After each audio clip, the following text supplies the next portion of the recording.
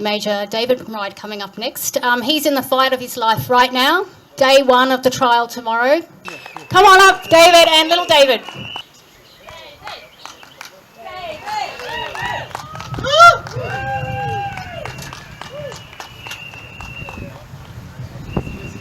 I bought little David.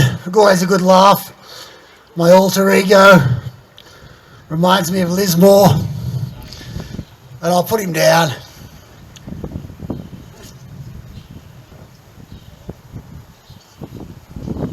I've got some serious things to say. The first thing I always want to start with is to thank everybody for coming here. And not just today, of course. There are many, many people. Well, in fact, it's hard to imagine too many of you here haven't been to one after another. You turn out. People have come down from Lismore, come up from Melbourne. You know, it's an expensive trip at a time when people don't necessarily have that much money. I appreciate it. It is a serious business, being a whistleblower. I don't regret it. I don't need any sympathy. We're here for justice. I was made for tomorrow. All my experience has brought me. If anybody has to do what someone has to do tomorrow, it is me. One of the things that I saw last week is the beginnings of what will probably happen, and it won't surprise anybody here, but sort of mainstream ignoring of what's going on, and a certain amount of sort of underhand smear campaign. I'm not the right kind of whistleblower. I had personal problems, or you know, somehow try to put, I'm just doing it for my own benefit. Do you reckon I'm doing it for my own benefit? Yeah, exactly. But you will get people saying things like that. And if people want to question me, say, read the book. Read his book. We know the projectiles go in a consistent pattern. Now, I only ever wanted to join the army, even though my parents were doctors. My father was a whistleblower, and in relation to the drug thalidomide, and he was obviously quite a brave guy, and he had many, many thousands of patients whose children he delivered. He came undone later in his life over some experiments in rabbits, and he made the mistake of not admitting what he'd got wrong. But he was a good person. My mother was a doctor. I went to the right schools. I didn't have problems at school. I went to Sydney University. I graduated in law. I didn't set the world on fire, but I graduated. I went to Oxford University, not because I was so smart, but because I did a bit of horse trading. But again, I finished. I was a boxing champion there. I went to British military. I was accepted into one of the most prestigious regiments. I tried to join the British SAS. I was a true believer in democracy and those who defend democracy with force. I came back to Australia and I joined the Australian Army eventually after being a barrister. Now you have to pass quite a few behavioural tests to become a barrister. You have to really be above board in everything you do. And you can't be bankrupt. They used to, I don't think you could even be divorced at one stage. It was a very oldie worldy sort of profession. And, So I was a barrister before I joined the Australian Army. I went in as a captain and I got promoted to major. I got sent to the biggest base in Australia at Townsville, which was a job for someone on the way up. I did a tour in Afghanistan and got excellent reports. And I did a tour of Afghanistan with the Special Forces and I got excellent reports. Now, looking at the trajectory of my life, is it really likely that I'm the bad guy and the government is the good guy? No, it's pathetic, isn't it? It's absolutely pathetic. And you know what? My trump card is that I will go to prison with my head held up high. And even if I have to do 10 years, does anybody here doubt that I will be able to do that with dignity and strength of character? If you compare me and the way I've handled myself to people like General David Hurley, who wouldn't even give evidence to the secret ministries inquiry, spoke only through his lawyers, signed off on Morrison's secret ministries, got special treatment for his favoured charity. Big question marks over that man sitting in a palace while I get ready to go to prison. Now my haters say, oh, he's not a war crimes whistleblower. No, I'm a command whistleblower. Does anybody here have problems with that?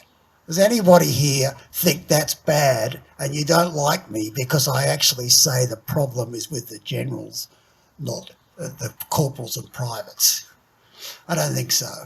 You people know that it's not going to make this country better if we put a private soldier in jail and say, oh, there we go, we'll fix that problem.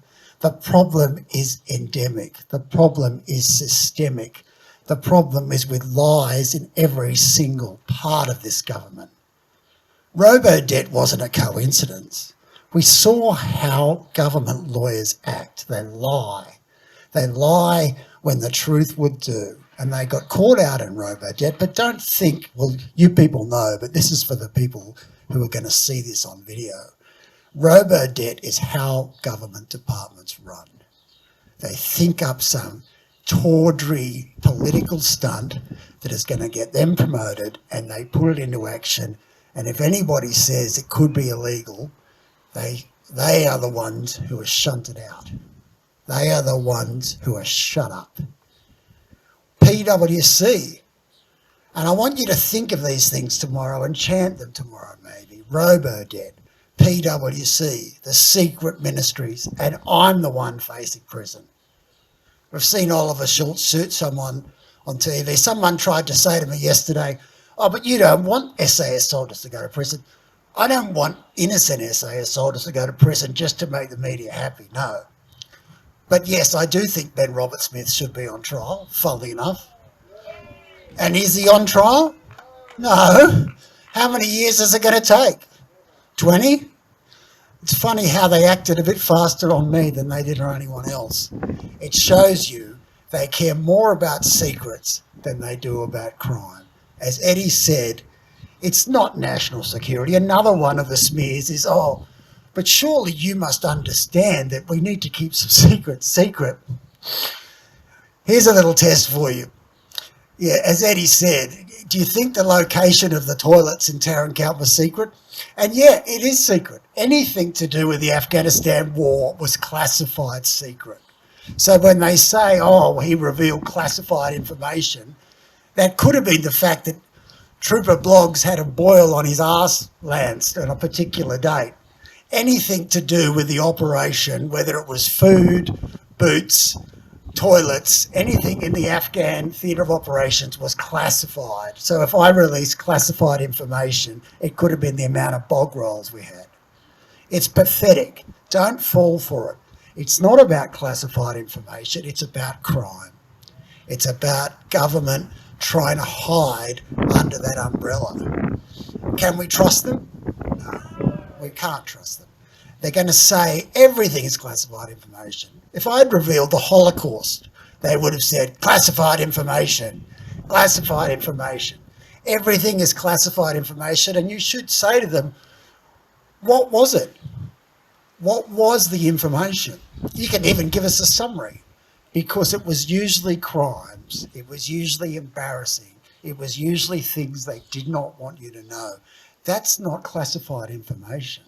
That's hiding the truth from the public who have a right to know about it. It's not codes of secret submarines.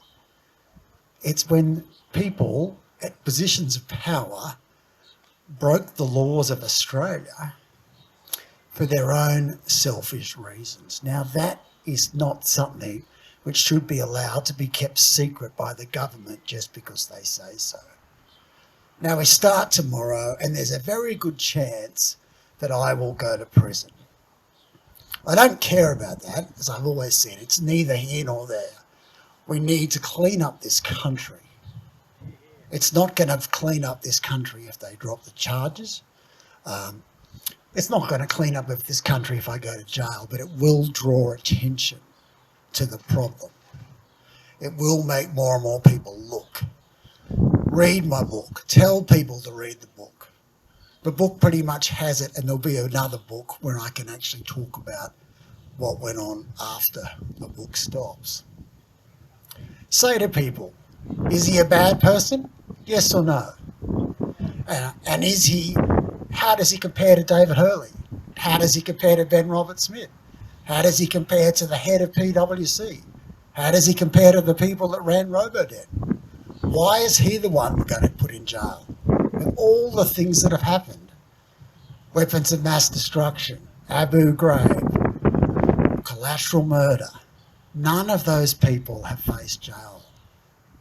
You know, so say to people, you are sort of my agent. Get out there. When people try to put me down, when people try to ignore this as not being the biggest show in town over the next 3 weeks, say, look, it is the biggest show in town. There's a bit of a dogfight. We always like to see that. Lucky it's not Jake, for once. He might lose his special status as an assistance dog. Hopefully he'll say it was provocation. And it might have been a government agent dog. Anyway, I've been going on too long, but I want you to remember, and I always want you to thank you. Yes, it's not a huge crowd here today, but it's huge in my heart. You are part of my family. You are the people who have kept me alive. You know, I was on death's door a few years ago because I saw journalists, as Eddie said. I saw the most famous journalists in Australia. I saw the police first. You know, people, and I even forget that myself because I've become so disillusioned.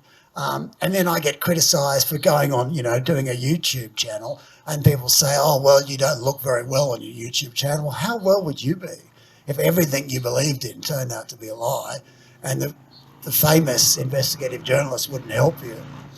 And no one really seemed to care that much. Yeah, exactly. You care. You care. And I feel so strong. I really feel like it locked me up and put me away. You know, and you guys know this, but, you know, if because it's an unlimited sentence that I face, and while we don't have the death penalty in this country, if they did change it, they would be able to execute me. Now, people say that I'm nuts and everything, although I was a soldier and I signed on for what I believed in. But if they said to me, you either back down or we will execute you, everyone here knows I would say, fucking, let's do it. Because you're either right or you're not, and I will not back down. I will not back down because of smears. I will not back down because of threats. Even though I've got 2 young children, you have to set an example. And we have made our peace. I'm almost 60 years old. I've had a really good life. I couldn't really, I couldn't complain. And standing up for what is right is something which you can be very, very happy about. And so people often ask me, would you do it again? Fuck yes, I would do it again. And again and again. And I am so grateful to you. I just did my job. And someone just said, I'm going to steal her phrase. I did just do my job initially. Now I may be a hero, but the government have made me a hero, and they hate that. They hate to see us laughing. They hate to see us blowing our whistles. They hate to see us having a good time, because I can tell you, the dweebs who hate me, like Mike Pizzullo and the other, anyone else is like talking out the side of their mouth saying, oh, he's not really who he says he is. They hate the fact that we hold our heads up high and we face what we face. And we might be a tiny minority, but in 10 years, 20 years' time, everyone is going to pretend that they were here in Glebe Park today.